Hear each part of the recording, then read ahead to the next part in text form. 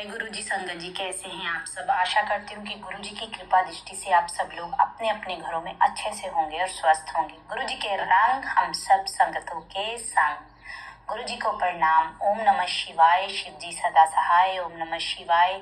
गुरु जी सदा सहाय। तो संगत जी, चलिए बिना किसी देरी के आज का सत्संग शुरू करते हैं और गुरु जी की वाणी से निकला हुआ दिव्य वचन पढ़ते हैं। वचन नंबर 33। ध्यान से सुनिएगा संगत जी। मैं बहुत तप कीता है, पत्तियां ते निर्वाह कीता है, बंबई दी सड़कां ते भीख मंगी है। तेनू पता है कितना मुश्किल होता है। गुरु जी कहते थे, मैंने बहुत कठिन तप किया है, पत्तों पर निर्वाह किया है, मैंने बंबई की सड़कों पर भीख भी मांगी है। तुम्हें पता है कितना मुश्किल होता है। गुरु का स्थान इतना बड़ा होता है कि अगर वो चाहे तो एक ही समय में वो कई जगह पर एक साथ उपस्थित हो सकते हैं। जय गुरु जी। शुक्राना गुरु जी। तो संगत जी, ये है गुरु जी की वाणी से निकला हुआ दिव्य वचन। इस पर अमल जरूर कीजिए। और आगे है आंटी जी का पुरानी संगत का बहुत ही प्यारा ब्लेसिंग भरा सत्संग। इसको ध्यान से सुनिएगा। जैसे कि मैं हर बार बोलती हूँ कि जब भी कोई सत्संग सुनता है, सुनाता है, तो गुरु जी हमारे आस पास होते हैं, हमारा कष्ट काटने के लिए, हमें ब्लेसिंग्स देने के लिए। तो हमें सत्संग को पूरा सुनना है और आधा नहीं छोड़ना है। इसलिए सत्संग को पूरा सुनिए और आगे बाकी संगतों तक भी शेयर जरूर कीजिए। तो चलिए सत्संग शुरू करते हैं। जय गुरु जी। शुक्राना गुरु जी। गुरु जी को प्रणाम, गुरु जी को संगत को प्रणाम। आज गुरु जी का आदेश हुआ है मुझे सत्संग करने का, पर गुरु जी का सत्संग सुनाना मेरे लिए बहुत बहुत बहुत मुश्किल है, क्योंकि मैं उनकी महिमा का गुणगान किस तरह करूं जो मेरे पास वर्ड्स ही नहीं है। क्योंकि मैं गुरु जी को शिव, महाशिव, महाकाल क्या कह सकते हैं, गुरु जी उससे भी कहीं ऊपर है। तो उनकी कृपा का बखान कैसे करूं, वो वर्ड्स मेरे पास बहुत कम है। हर पल हर घड़ी उन्होंने कृपा करी है, हर एक सांस हर एक श्वास गुरु जी की है दी हुई। मैं जब गुरु जी के पास गई, मैं बहुत फ्रस्ट्रेशन, बहुत परेशानी, बहुत उलझनों में गुरु जी के पास गई थी। हर तरह से परेशान, हर तरह से जीवन ऐसा था जैसे जीवन का एंड पॉइंट हो जाता है, जिसमें समझो सिर्फ हाथ डालने बाकी होते हैं और कुछ भी नहीं। तो ऐसी पोजीशन में मैं गुरु जी के पास गई, तो मेरे मेरे चेहरे पर हंसी भी नहीं थी बिल्कुल भी। सब कहते थे ये मुस्कुराता चेहरा सबको बहुत पसंद था, पर ऐसी जीवन में परेशानियां थी कि जिसके कारण मेरी मुस्कुराहट चली गई। मैं इतनी परेशान रहती थी, सब कहते थे हंस के दिखाओ, तो मेरी हंसी नहीं निकलती थी। तो उस वक्त महाराज ने मेरे को अपने पास बुलाया। जब मैं गई तो मैं इतनी वहमों में, इतना पंडित जोशी, सारा दिन मैं पूजा पाठ में लगी रहती थी। सुबह भूखा प्यासा रहना, 1 बजे तक पूजा पाठ करनी। उसके बाद 18 साल से एक वीरवार का व्रत था जो मैं रेगुलर रख रही थी। मुझे भगवान से इतना डर लगता था, अगर मैं ये व्रत नहीं रखूंगी तो पता नहीं भगवान मेरा क्या करेगा। हर वक्त भगवान का डर और परेशानी दोनों चीजें चल रही थी। तो जिस दिन मुझे गुरु जी के पास आदेश हुआ आने का, किसी ने कहा कि आप एम्पायर स्टेट में जाओ, वहां ऐसे वो लोग खुश रहते थे, मैं चाहती थी खुशियां मिले।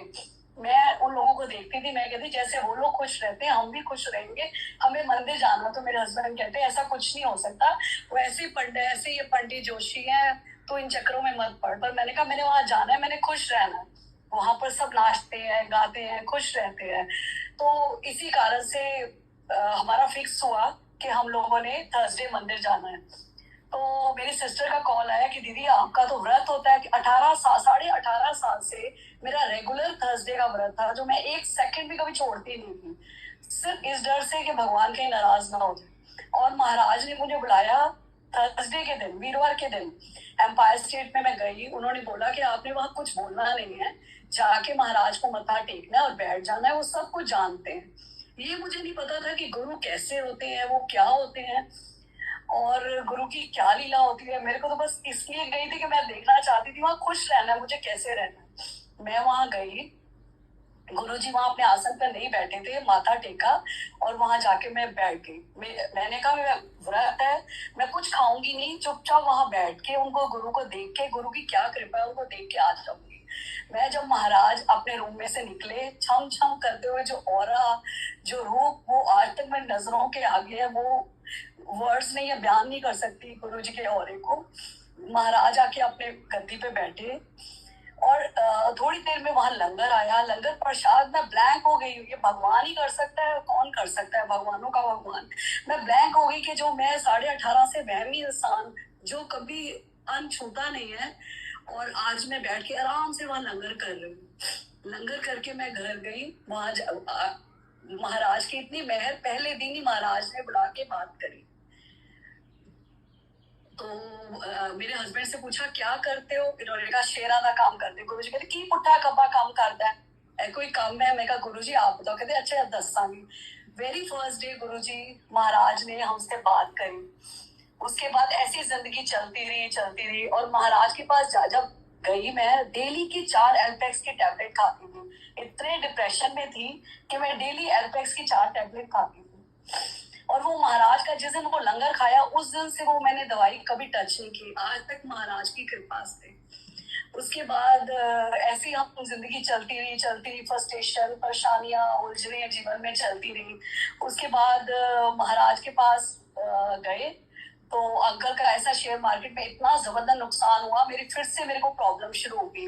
तब गुरुजी चोला छोड़ चुके थे।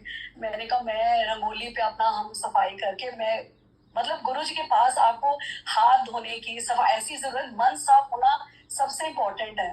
मैंने वही पोछा रंगोली पे रखा और जाके मैं टाइम बंद होने का आ गया था, मंदिर हॉल बंद करने का दरबार, तो मैं वही पोछा रखा और मैं महाराज की गद्दी के पास जाके बैठ गई। मैं कहा महाराज मैं बहुत परेशान हूँ और मेरी तबीयत ठीक नहीं है, मैं बड़े दिन से मेरे को डॉक्टर के पास जाना पड़ेगा, मेरे टेस्ट होंगे, तो मुझे आप ठीक करो, दुनिया के सबसे बड़े डॉक्टर आप हो। और मैं ये बोल के मेरे आंखों में आंसू आए और मैं घर आई तो महाराज के लिए रात को ड्रीम में आए। ड्रीम में महाराज मेरे सामने बैठी हैं, हम 7-8 लेडीज बैठी हैं और मैं चलती हुई गुरुजी के पास आ रही हूँ, हाथ जोड़ के कहती हूँ। गुरुजी कहते हैं नमस्ते आंटी। मैं कहा नमस्ते गुरुजी। गुरुजी कहते हैं आंटी पपीता खाया कर।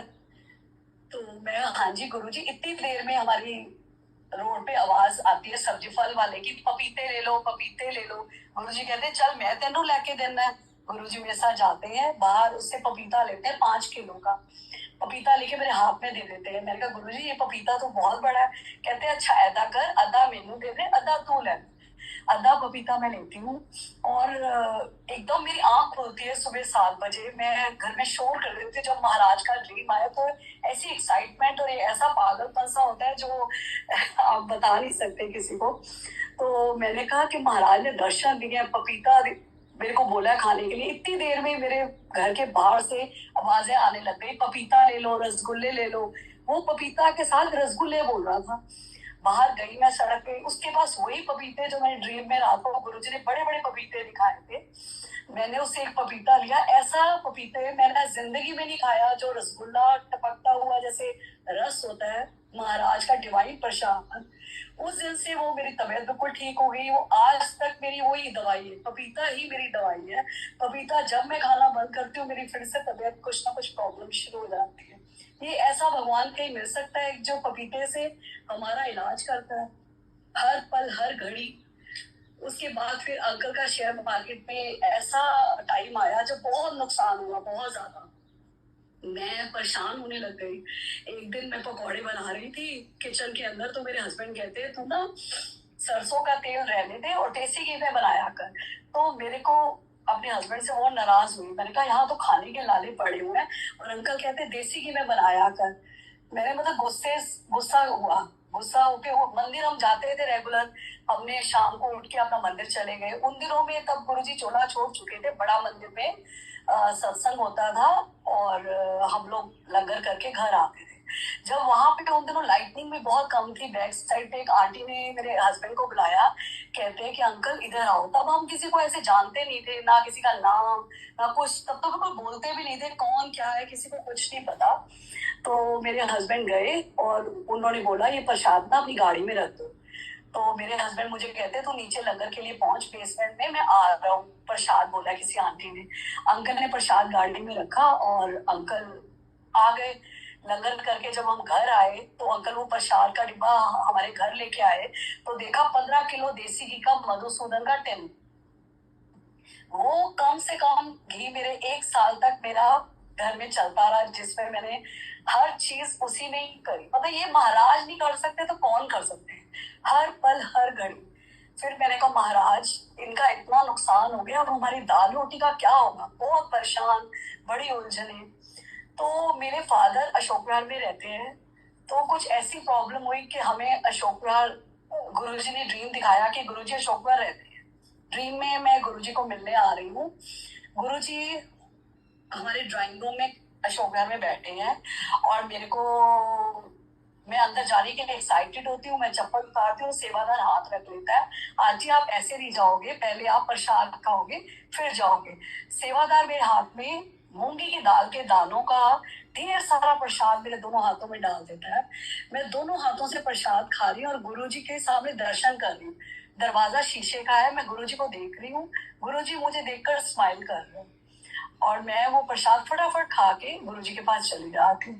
सुबह उठ के मेरी आंख खुलती है, मैंने कहा गुरुजी के दर्शन हुए इतने प्यारे, और गुरुजी ने मैं दाल प्रसाद खिलाया और गुरुजी तो लड्डू खिलाते, बर्फी खिलाते। फिर मेरे दिमाग में आया जो गुरुजी ने को मैं रात दिन कहती हूँ कि हमारी दाल रोटी का क्या होगा, गुरुजी ने वो ही मुझे खिलाया और उन्होंने वादा किया कि मैं तेरा ध्यान रखूंगा।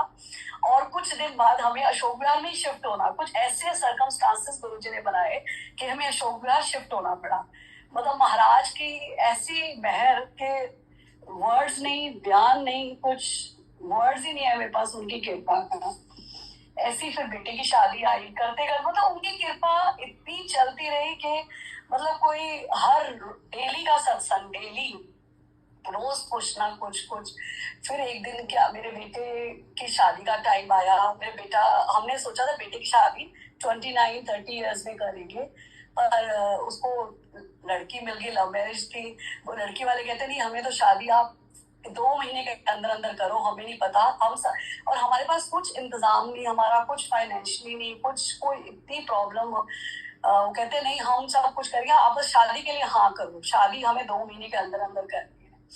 हमने रेडी हो गए और शादी की तैयारी शुरू करी और मेरे पास कुछ भी नहीं। अंकल को मैं रोज बोलूं कि हम कैसे शादी करेंगे, हम अंकल कहते सब हो जाएगा, गुरुजी है ना। मैंने इनको कहती थी ये कैसे कहते गुरुजी है और सब हो जाएगा। ऐसे करते करते कुछ सारा इंतजाम, और मुझे कोई सत्संग सुनाता रहे, गुरुजी कहते तू फिक्र ना कर, तेरे शगनाज तेरा ब्याह भुगता दूं, तू फिक्र ना कर। ऐसे सत्संग मेरे को डेली सुनने को मिले कि तू फिक्र ना कर, तेरा शगनाज तेरा ब्याह भुगता दूं। गुरुजी की ऐसी ही मेहर हुई, सब कुछ सारा इंतजाम बहुत अच्छे से हो गया। और महाराज ने जब शगन आए, वो ऐसे शगन थे जो हमारे गुरुजी ने वादा किया था शादी पूरी शगनों में भुगताए। तो ऐसा भगवान कहाँ कब किसको मिल सकता है, हो ही नहीं सकता ऐसा भगवानों का भगवान। ऐसी फिर मेरी बेटी की स्टडी हुई, पढ़ाई लिखाई हुई, उसकी शादी, उसकी बारी आई। तो अब मैंने कहा कि हमें एमबीए तो करा नहीं सकते, तो उसमें इतना खर्चा, अब इसकी शादी करनी है तो मैं रेडी होगी कि इसकी शादी करनी है। मैं रात दिन उसकी शादी की तैयारियों में लड़का ढूंढूं, इसको बोलूं उसको बोलूं। तो रात को ड्रीम आया और मेरी बेटी शौकीन घूमने की, कभी वो सिंगापुर जा रही है, गुरुजी उसकी किस्मत का पता नहीं कैसे कर देते थे, वो कभी सिंगापुर जा रही है कभी। अब वो पीछे बढ़ गई कि हमें दुबई जाना है। मैंने कहा नहीं अभी नहीं हम भेज सकते। कहती मुझे तो दुबई जाना है। रात को महाराज ड्रीम में आते हैं, कहीं सत्संग हो रहा है, गुरुजी बैठे हैं, मैं बैठी हूँ, मेरी बेटी बैठी है। तो मैंने कहा महाराज को, मैंने बोला, मैंने कहा गुरुजी ये बेटी अभी सिंगापुर होके आई है, अभी कह रही है दुबई जाना है। गुरुजी कहते हैं चंगा पेज पेज। मैं गुरुजी नहीं, अब इसकी शादी करनी है। तो गुरुजी आसमान में 5 उंगलियां उठा के आसमान में बोलते नहीं हल्ले नहीं, हल्ले छोटी है। मैं कहा गुरुजी, मैं चुप कर गई और ड्रीम बहुत, और भी बहुत कुछ था और ड्रीम खत्म हो गया। मैं रात के 4-5 बजे की बात है, मैं बेटी के पास गई और मैं बहुत रोई। मैं बेटी गुरुजी ने ड्रीम में आए और उन्होंने बोला शादी हले नहीं करनी, हले छोटी है, नो दुबई भेज। बहुत बेटी पे एक्साइटेड, खुश, बहुत मतलब महाराज की मेहर। अच्छा उसके बाद बेटी कैसे, उसका उसने जॉब शुरू कर ली थी।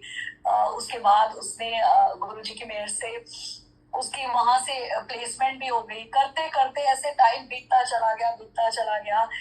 5 साल बीत गए। मैंने कहा अब बेटी की शादी का टाइम आ गया। मैंने कहा गुरुजी मुझे वो वो तो नजर नहीं आया।